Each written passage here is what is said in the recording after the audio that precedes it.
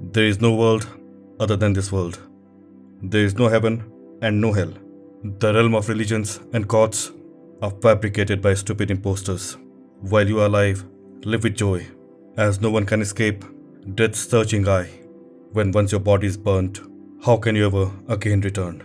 These were the words of Charvakas, a major materialistic philosophy of ancient India. This was one of the oldest non-Vedic and non-Dharmic schools. According to them, there is no life after death. The only life we have is in this world, and that also is not permanent. Therefore, this life itself should be enjoyed completely. The attainment of sensual pleasure and wealth should be the only goal of life.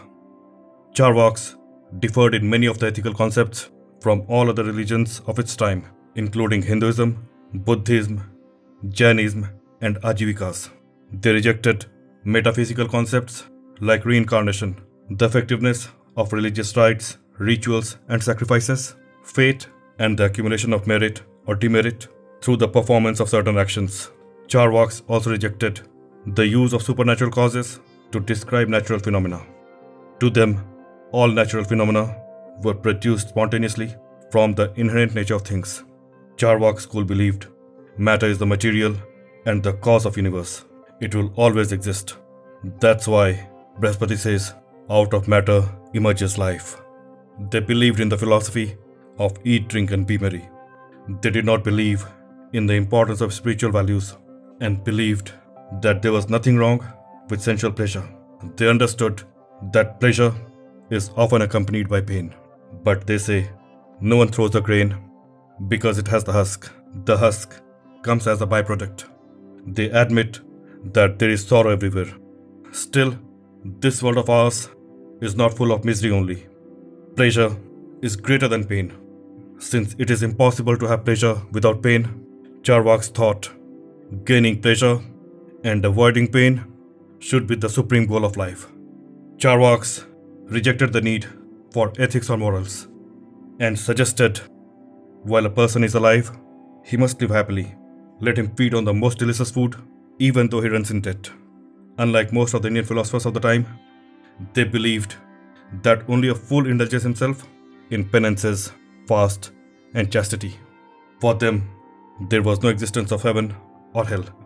They believed the enjoyments of heaven lies in eating delicious food, keeping the company of young women, and using fine clothes and perfumes, while moksha or nirvana is death.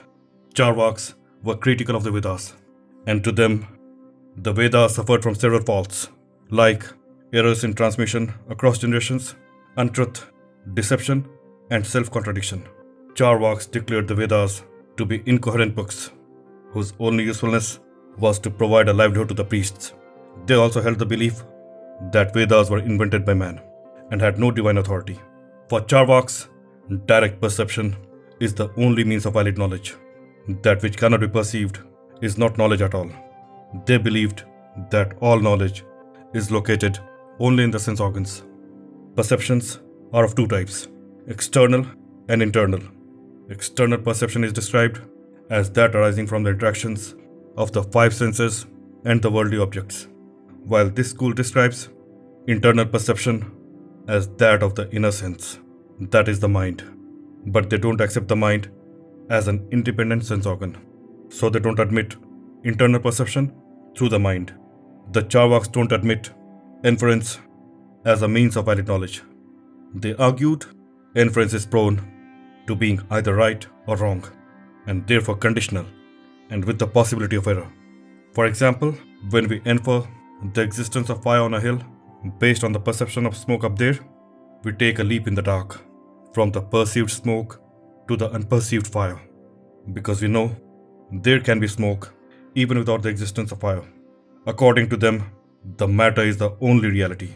They accept only four basic elements, that is, earth, water, fire, and air.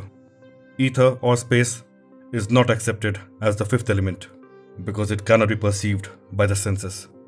They believed that consciousness and soul are the byproducts of the living material, or the byproduct of life in this world. So for them, the concept of the soul is just a fake, as it cannot be perceived. The traditional name of Charvak is Lokayat. It was called Lokayat as the word Lokayat means something prevalent among the people. The meaning of the word Lokayat signifies directed towards or aiming at the world. Payasi and Ajit Kes Kambali, mentioned in the Buddhist literature, and Aruni, mentioned in the Upanishads, are some of the first materialists in the Indian context. Although materialist schools existed in India before Charvak, it was the only school which systematized materialist philosophy by setting them down in the form of scripture called Brihaspati Sutra, which was written sometime between the 6th and 4th century BC. Brihaspati is believed to be the founder of this philosophy. The origin of the name Charvak applied to this philosophy is not very clear, but some scholars say that Charvak is the name of a disciple of Brihaspati. Charvak also means sweet-tongued. Sometimes it's interpreted as to chew, or someone who chews the self. Brihaspati Sutra, the original work of Charvaks, are now lost and are not traceable.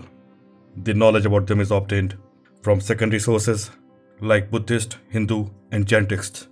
However, there is a text that still exists which belongs to the Charvak tradition, known as the Tattva Paplava Simha, which was written by the philosopher Jairasi Bhatta. This book was written in the 9th century and means the lion which uprooted all other philosophies. This school of philosophy has been rejected by the other schools of Indian philosophy. Charvaks were opposed by almost all of the mainstream schools of thought and were targeted and ridiculed by them. However, Charvaks successfully demonstrated a new path and approach to the Indian philosophers. The Charvak philosophy also helped other schools by making them more logical and rational. If you found value in this video, please give it a thumbs up. We are constantly coming out with new videos on the life of Buddha and the Buddhist heritage. If the information provided by the video was useful, please subscribe to the channel for similar informative videos on Buddhism. Please share your thoughts in the comment section on the Charvak school of ancient India, which believed in extreme materialism.